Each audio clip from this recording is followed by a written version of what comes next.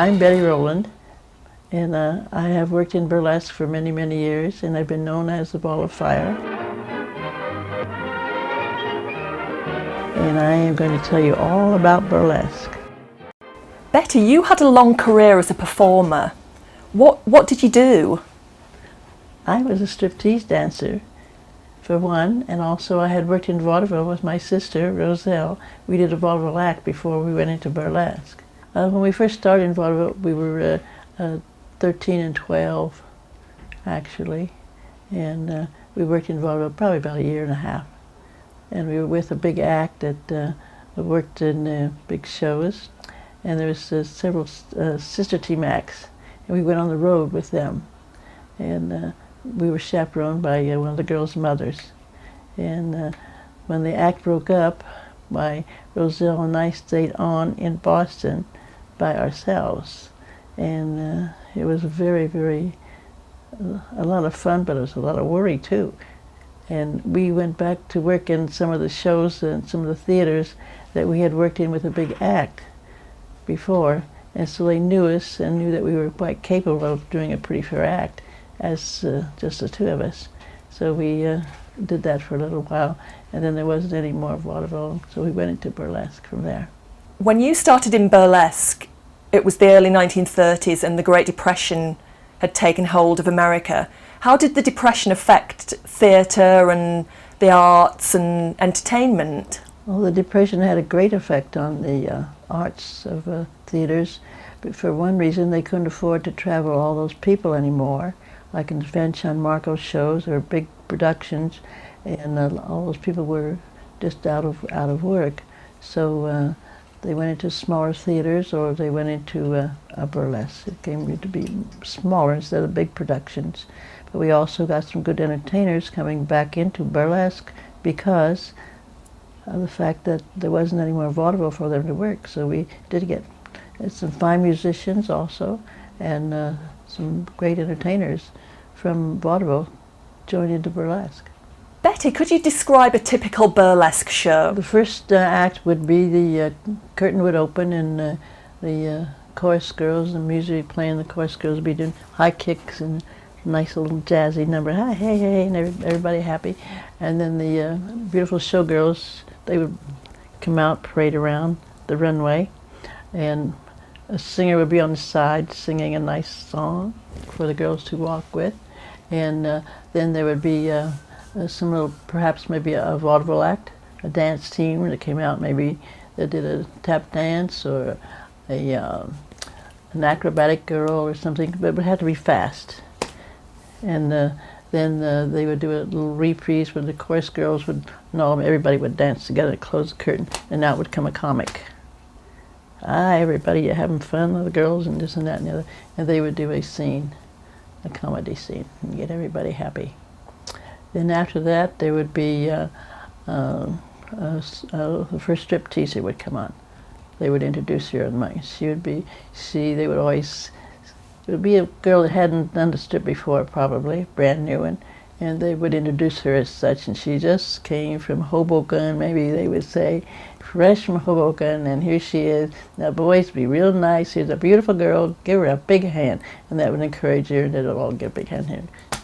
And she would do her act, and then the curtain would, she would be down in one, and they would be setting up for a picture number in the back of the curtain, and that would be where they would do one of the pretty ballet numbers, what they would call a picture number, and it would be nice lights and everything, and like a swan number or something like that.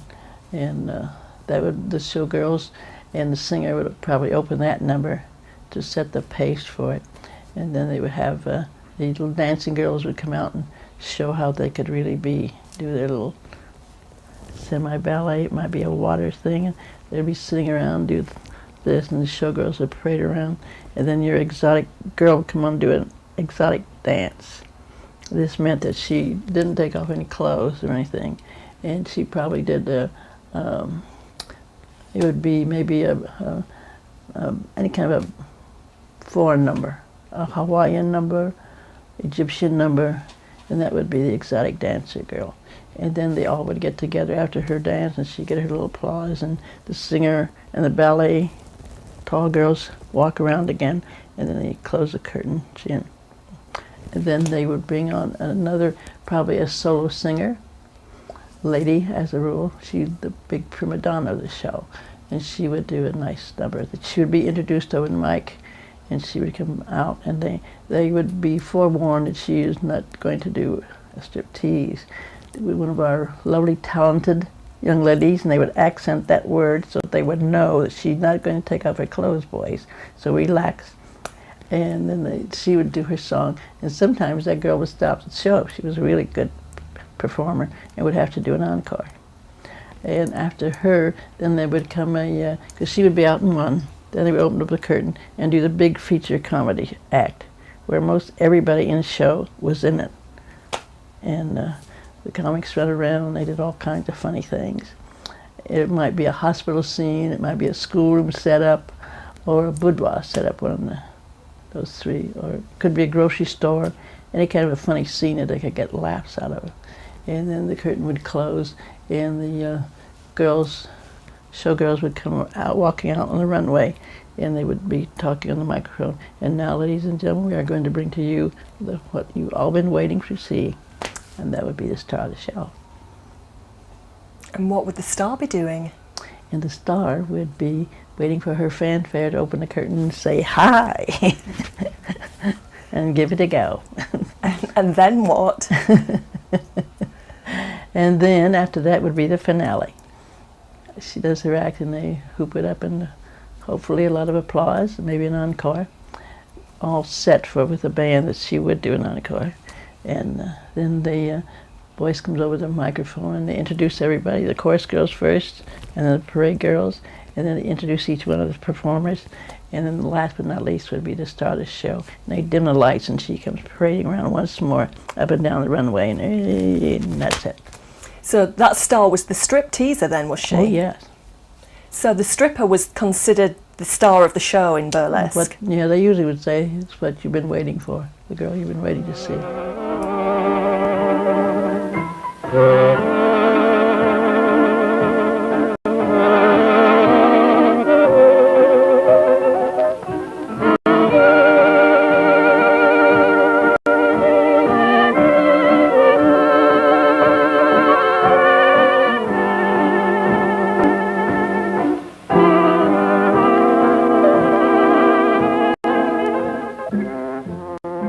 Could you describe the acts of some of the big strip-teasers when you were in your heyday, for instance, Gypsy or Margie Hart?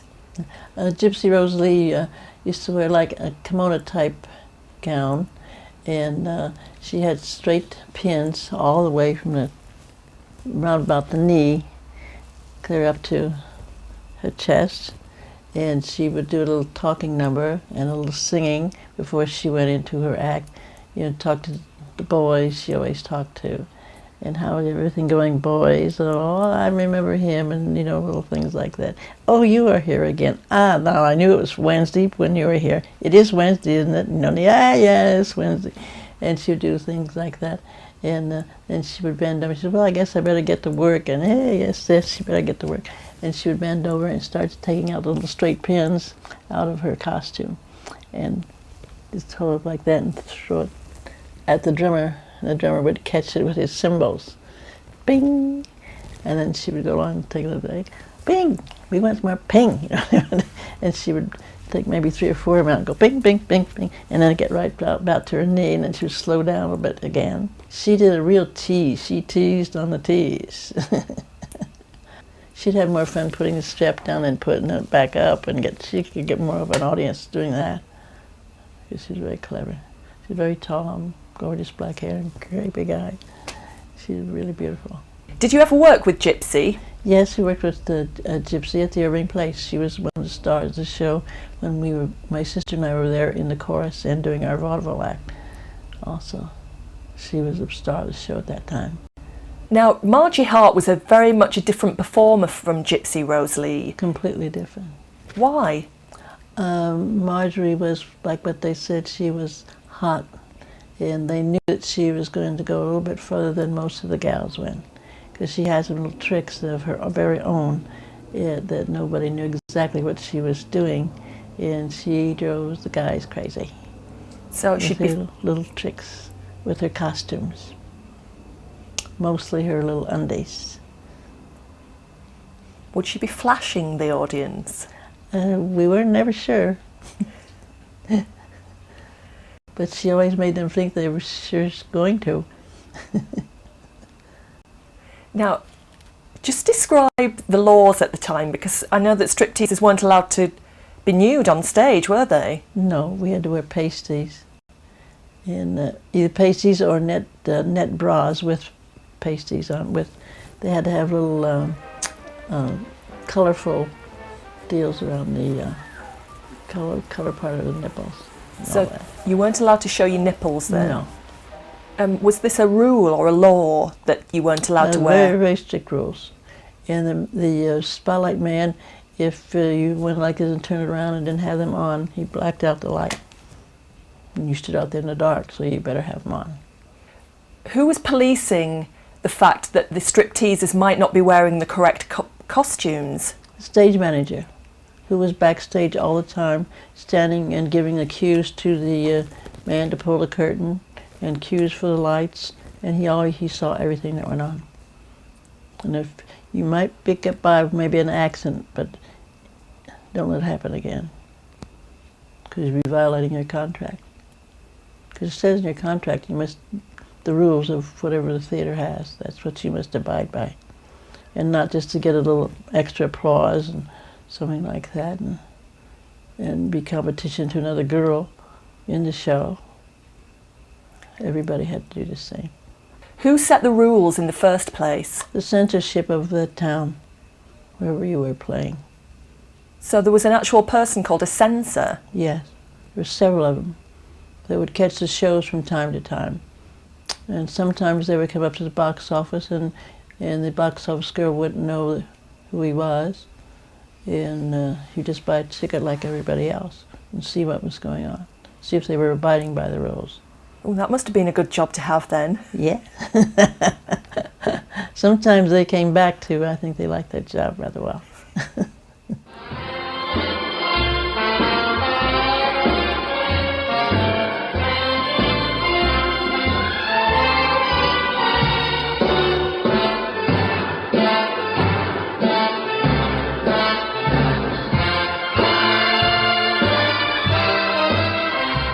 So what led you to become a stripteaser? Well, it was probably quite by accident in a way, because I never really strived to say I want to be a stripteaser, not even when I was in burlesque. I was happy working in the chorus and doing specialties and you know, having a job, but I could see that was getting a little bit stale, and you must try to be a stripper, or you're going to be in the chorus for the rest of your life, or as long as you could do your kicks. And so it looked a little bit easier because you didn't have all the rehearsals that the girls have. And so when I had an opportunity, they needed a girl to do the first strip, why I volunteered, and Mr. and Mrs. yeah, that's just fine, she can do it. So tell me about that first strip. How scared were you, or how prepared were you? I was not really prepared. I thought I was, but when I got out there in the spotlight by myself, and knowing where hooks and eyes were, and I had, my costume was just a bit much. I had a feather boa, I had a hat, I had gloves, and I was used to dancing when the spotlight hit me, and I had a little trouble dancing with all those things on, and I forgot to take off things. I think I got my gloves off and a hat, but I don't think I got much further than that. And my music was all over. I had danced it all out. So you didn't do a strip in your first strip? No, I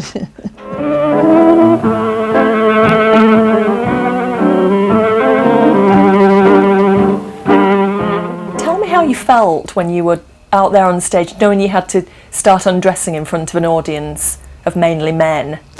I wasn't thinking about that at all, strange as it may seem. It was an act, you know, because that's what they were. You do your act, you do your act. And we never really discussed it as being anything sexy, or the men were there. It was just part of what you do.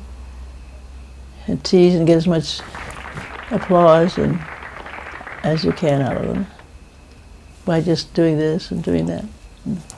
Did you have a gimmick or a stage name? My gimmick stage name was given to me as Ball of Fire because of my red hair, and I moved a little quicker than most people. And they said, oh, she's a regular Ball of Fire, and the light they put on made my hair flaming red. And so I guess that's where I got that. He said, you're a regular Ball of Fire out there. And that, he said that, and he said, put that in the paper, he said, next week. And it caught on. I thought it was rather corny the first time I heard it. Ball of Fire don't sound very sexy. What was your gimmick? Did you have one? No, I don't think I really had a gimmick. Gimmick was me out there.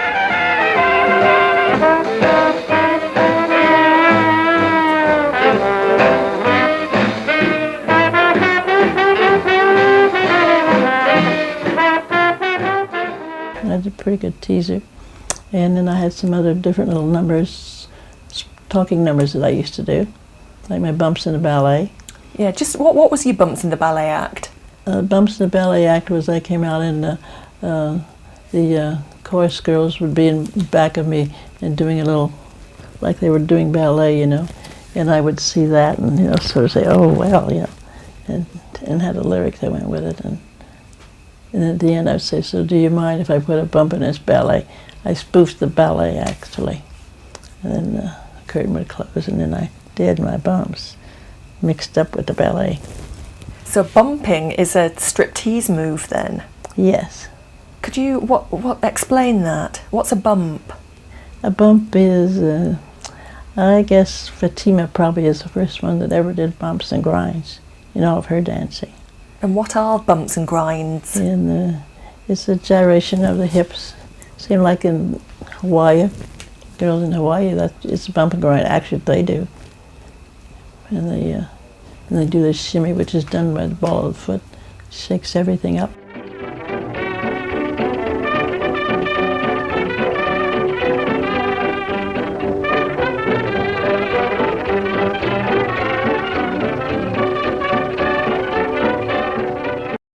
Were you ever arrested by the police? Did you ever do anything that was against the law in burlesque?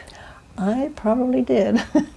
But, I did get arrested in Los Angeles, California.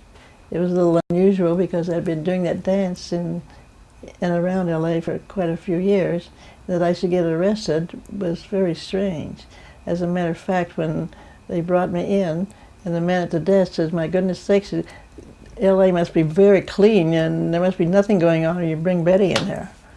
And so it was really a very situation, but it started with the manager at the box office, and he took me because that was the only way he could arrest the manager was to have a reason, and I was it. Why did they want to arrest the manager though? Well, the manager had been rather terse to the vice squad man as he walked in the theater, and they had a little confrontation out there, and that was, he said, well, I'll go in whenever I please. And he said, no, you have to buy a ticket the same as everybody else. And it was an ugly little conversation that they had. So I'll show you. So he came back there, and he watched my act from the wings. I saw him there, but I just did what I usually do. But he found something that he thought I was doing wrong, and so just arrested me. And what happened? Did they fine you, or what happened to you? Well, they took me down there to jail. And of course I was immediately gotten out, you know, by the management of the theater. Came down and bailed me out. And so they wound up in court, and they had a jury, and some had never even seen a burlesque show before. And they had an idea that it was not even licensed or anything, and it was illegal. They didn't really pick on my dancing, but they just said burlesque is illegal. And they'd never seen a show or didn't know anything about it. What did the jury find you guilty of? They found me guilty of lewd behavior. So the jury found you guilty of lewd behaviour? Yeah. Were you fined, or what happened to you? Well, when the jury found me guilty, then it was up to the judge to sentence me. and he sentenced me to 3 months, and he said I was lewd and I was a detriment to the world, and anybody that went to see those shows was an absolute idiot, and they had no business being in there, and it should be closed, and I should be sentenced to 3 months in jail. But you hadn't done anything wrong. No, it wasn't. Nothing I did wrong was proven. Burlesque was illegal. That's why they said they found it guilty. But he still put me in there for 3 months. He sentenced me to. So of course I had the time off for 3 months appeal. I was out for 3 months to appeal, and when the appeal came up that it could not be changed, and they said the reason, my attorney found out the reason it couldn't be changed because they did that, there were so many girls that had been arrested for various things, and they would have to appeal theirs too, and it would be a big rigmarole. So they could not appeal it. So after 3 months I had to go in and surrender, which I did. I went in after 3 months and surrendered. And while I was around in those 3 months, I got word from a certain bail bondsman came to me and wanted to know if I would pay $5,000, and they would, I just appear and they would not take me in after the appeal. And who were you supposed to pay the $5,000 to? The judge. So that judge that sentenced you blackmailed you? Yeah, that's right. What was the name of the judge that did this? The name of the judge was Byron Walters. And I got a lot of letters in the paper. Paul Coates wrote a column, and he could not understand why the judge had called everybody that had ever seen a burlesque show crazy, and that they were lewd people and they were terrible, because some wonderful people. He said, I see the burlesque shows myself, and he says, I attend them with my wife. We love the comics and a lot of the shows and get a big kick out of the girls taking off their clothes. And he says, I didn't see anything that it's an adult entertainment. And several other people also wrote it up that it was really a bad thing, because they knew me and I'd been in town for so long. And they knew that I really was a good dancer, and I must have cooperated with them on the rules and regulations. Otherwise, I certainly would have been arrested before that. Los Angeles apparently was very corrupt, wasn't it, in the 1950s? Yes, definitely corrupt. You were a patsy. I heard that the judge had been a gambler and he needed money real bad. And he saw the opportunity.